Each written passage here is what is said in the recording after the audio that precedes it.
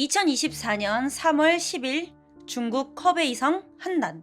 오늘도 별일 없는 평범한 하루였어요. 이제 막 사춘기에 접어든 13살 왕모군은 그날 점심 가방 하나를 메고 집을 나섰어요. 엄마! 친구들이랑 놀다 올게요. 어머니도 별 생각 없이 대답했죠. 그래, 늦지 말고 와. 이게 왕군이 남긴 마지막이 될 줄은 아무도 몰랐습니다. 시간이 흘러 저녁 7시. 식탁 위엔 따끈한 밥 한 상이 차려져 있어요. 근데 왕군의 자리는 텅 비어 있었죠. 뭐 애들이랑 신나게 놀다 보면 밥 먹는 것도 잊어버릴 때도 있잖아요. 그래서 처음엔 별일 아니겠거니 했어요. 근데 좀 이상합니다. 왕군이 들고 나간 휴대폰도 꺼져 있고 친구들도 다들 연락 두절. 이쯤 되면 걱정되잖아요. 밤 9시 왕군 아버지가 동네를 한 바퀴 돌면서 애들 집을 찾아갑니다. 혹시 우리 애 봤니? 그런데 친구들은 하나같이 몰라요. 아니면 어떤 애는 아예 문을 닫아버립니다. 이거 뭔가 수상한데? 이상합니다. 뭔가를 숨기고 있는 듯한 느낌. 왕군이 사라진 지 하루째 가족들은 온 동네를 돌아다니면서 발을 동동 굴렀어요. 근데 마을에서 좀 떨어진 비닐 하우스, 거기서 누군가가 수상한 걸 발견합니다. 비닐하우스 바닥에 덮여있는 흙, 근데 그 위로 새까만 물이 스며나오고 있었어요. 그리고 매캐한 악취, 숨을 쉬기도 힘들 정도로 코를 찌르는 냄새. 사람들은 불안한 눈빛으로 땅을 파보기 시작했어요. 그리고 그 아래에서 나타나는 건 왕군의 싸늘한 시신이었습니다. 마을은 순식간에 난리가 났어요. 왕군의 부모는 오열하고 쓰러지고 주변 사람들은 말을 잃었어요. 13살짜리 아이가 이렇게까지 끔찍한 모습으로 발견될 줄은 누구도 예상하지 못했습니다. 곧바로 경찰이 출동했어요. 그리고 주변을 조사하던 경찰. 비닐하우스 한쪽에서 더 충격적인 걸 발견하게 됩니다. 반듯하게 파인 깊은 구덩이. 그런데 이게 그냥 판 게 아니었어요. 경찰에서 조사를 해보니 이 구덩이 사건 하루 전에 미리 파놨던 겁니다. 즉, 이건 우발적인 범행이 아니라 계획 범행이라는 겁니다. 이쯤 되면 용의자를 찾아야 되겠죠? 경찰이 왕군의 친구들을 수사하기 시작했어요. 그리고 사건 발생 단 사흘 만에 13세 소년 3명을 긴급 체포합니다. 그런데 여러분, 이 아이들 너무 태연했어요. 경찰이 집에 들이닥쳤을 때 한 명은 침대에 누워서 자고 있었고 한 명은 게임 삼매경. 아니, 친구를 죽이고도 이렇게 아무렇지도 않다고? 이제 이 사건이 왜, 어떻게 벌어진 건지 알아봐야 되겠죠? 대체 이 아이들은 무슨 생각으로 이런 짓을 한 걸까요? 경찰 조사 결과 왕군은 평소에도 이 친구들에게 괴롭힘을 당해왔다고 합니다. 그러니까 그날 갑자기 벌어진 일이 아니었던 거예요. 그리고 그날 이들은 왕군에게 연락을 합니다. 야, 지금 좀 보자. 왕군은 별 의심 없이 친구들을 따라갔죠. 하지만 이게 돌아올 수 없는 길이 될 줄은 몰랐을 겁니다. 아이들은 왕군을 한적한 곳으로 데려갔어요. 그리고 위챗 머니 191위안, 우리나라 돈으로 약 35,700원을 보내라고 합니다. 햄버거 몇 개, 학용품 몇 개 살 수 있는 돈. 근데 이 돈이 이 아이의 목숨값이 됩니다. 왕군이 돈을 보내자 그중 한 명이 갑자기 둔기를 집어들었어요. 그리고 망설임 없이 내려칩니다. 머리, 어깨, 가슴, 온 몸을 마구마구 내려쳤어요. 왕군은 아무런 저항도 하지 못한 채 쓰러집니다. 그리고 그 자리에서 기절. 그런데 여기서 끝이 아니었어요. 여기서부터 진짜 충격적인 부분이에요. 이 아이들, 왕군이 기절하자 당황한다거나 겁먹었다거나 그런 게 없었어요. 그냥 아무렇지도 않게 미리 파둔 구덩이로 왕군을 끌고 갑니다.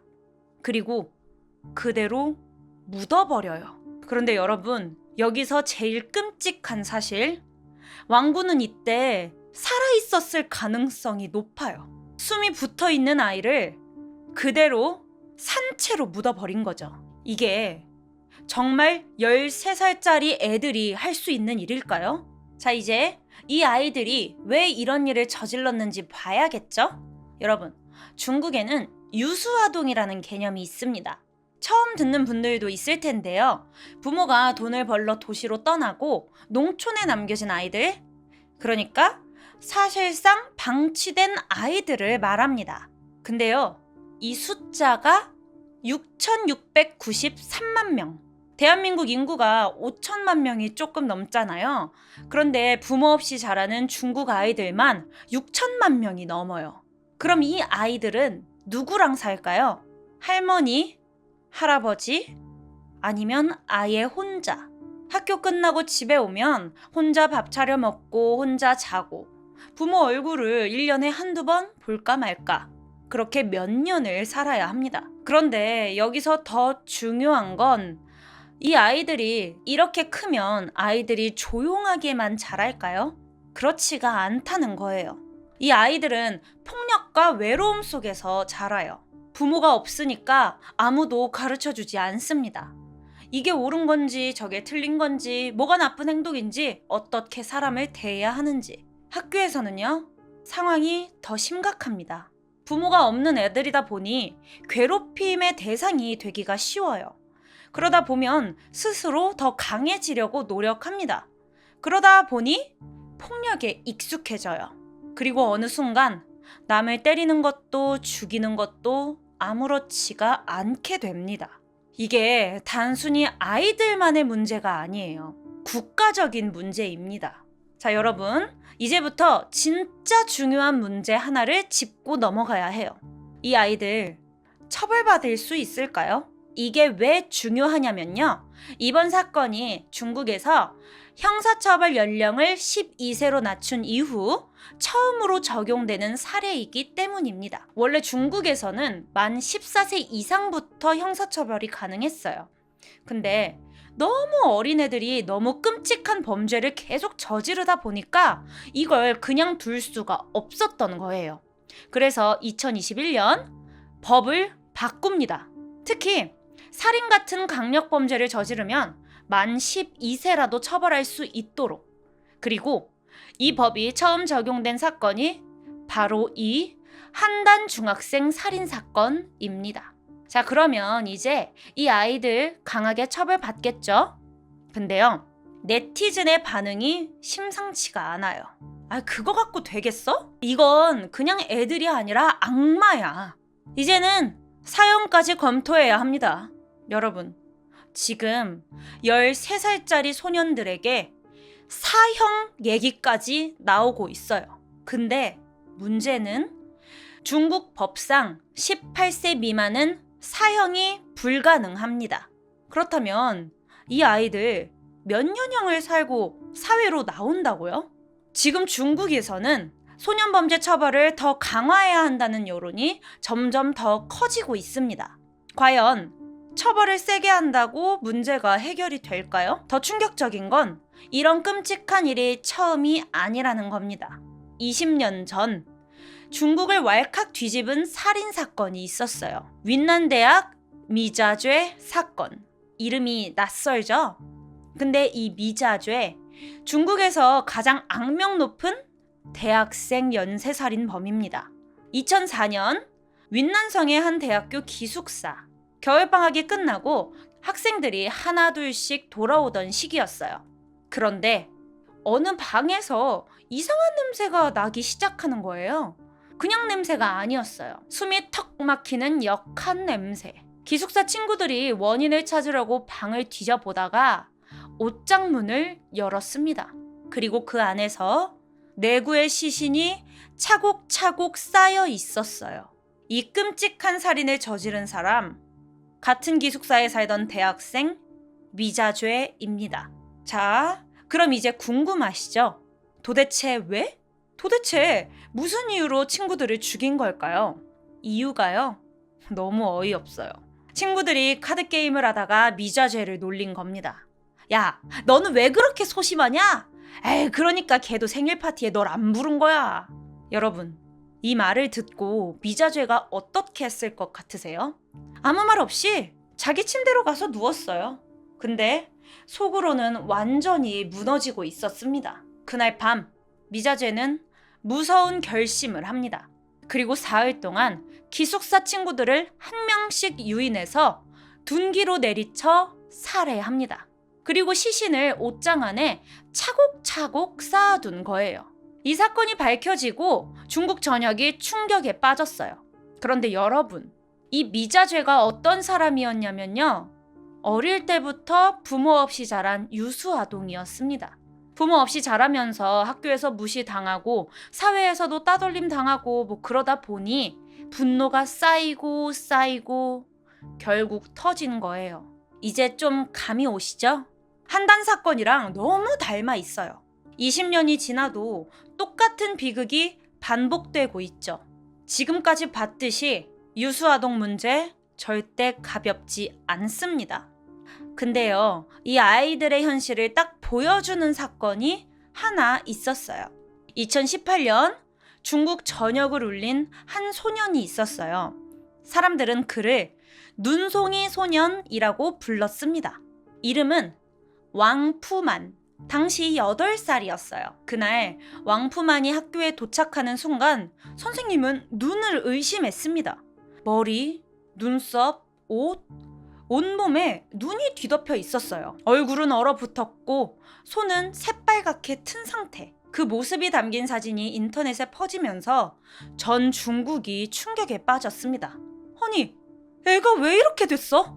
알고 보니 왕푸만은 매일 영하의 날씨 속에서 4.5km를 걸어서 등교를 했습니다. 장갑도 없었고 두꺼운 옷도 없었어요. 그런데 더 가슴이 아픈 건 이 아이가 유수아동이었다는 겁니다. 부모는 돈을 벌러 도시로 떠났고 왕푸만은 할머니와 단 둘이 살고 있었어요. 사진이 공개된 후 중국 전역에서 온정의 손길이 쏟아졌어요. 아이를 도와야 한다. 기업에서는 왕푸만 아버지에게 일자리를 주겠다고 하고 학교에서는 무료 기숙사 제공을 약속합니다. 사람들은 장학금을 모으고 전국이 들썩였어요. 이제 이 아이 행복하게 살겠구나.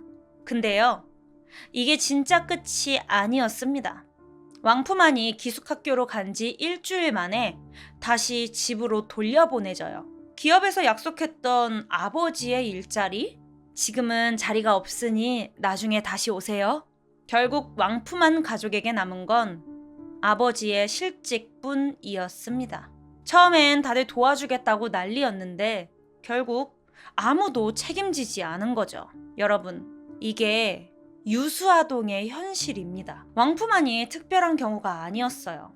이런 아이들이 중국에 6천만 명 넘게 있습니다. 지금까지 이야기를 들어보니까 이 아이들 그냥 괴물이 된 게 아니었어요.